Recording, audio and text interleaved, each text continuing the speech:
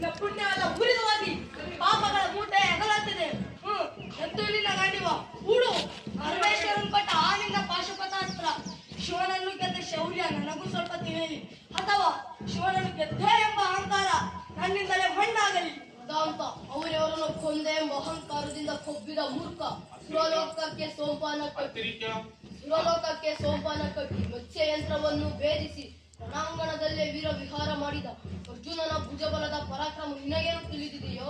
ಯಾರು ತಿಳಿಯರು ನಿನ್ನ ಭುಜಬಲದ ಪರಾಕ್ರಮ? ಸಮರದ ಆರ್ಜಿಸಿದ ಆ ನಿನ್ನ ವಿಜಯಗಳ ಮರ್ಮ ಎಲ್ಲದಕ್ಕೂ ಕಾರಣನು ಶ್ರೀಕೃಷ್ಣ ಪರಮಾತ್ಮ. ಗಲಿರುಡು ನೆರಳಂತೆ ತಲೆ ಕಾಯ್ದು ಕಾಪಾಡಿ ಜಯವ ತಂದಿಟ್ಟ ಆಯದು ನಂದನ.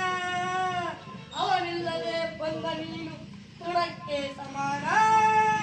ಅಸಹಾಯ ಶೂರ ಕ್ಷೀಣ ಬಲನೋ ಅರನೊಡನೆ ಹೋರಾಡಿ ಪಾಶುಪತವಂ ಪಡೆದವನೋ ಆಗ್ರಹದೊಳೆದುರಾಗೋ ಗರಿಗಳ ವಿಗ್ರಹಿಸೋ ವ್ಯಾಘ್ರ ನಿವನು ಉಗ್ರ ಪ್ರತಾಪಿ.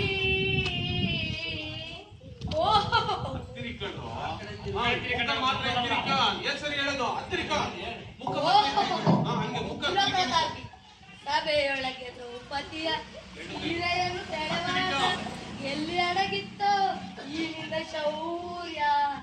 ನುಪುರಂಗಳ ಕಟ್ಟಿ ನಟಿಸಿ ತಕ್ಕೈ ಎಂದು ನಾಟ್ಯ ಕಲಿಸಿದ ನಪುಂಸಕ ನೀನು.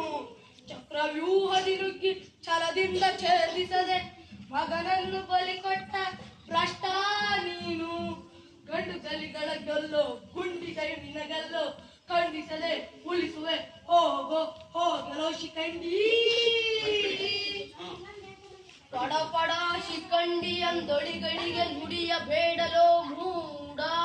ಬಂಡರೆದೆ ಗುಂಡಿಗೆಯ ರಣಚಂಡಿ ಗೌತಣವೀವ ಈ ಗಾಂಡೀವಿ.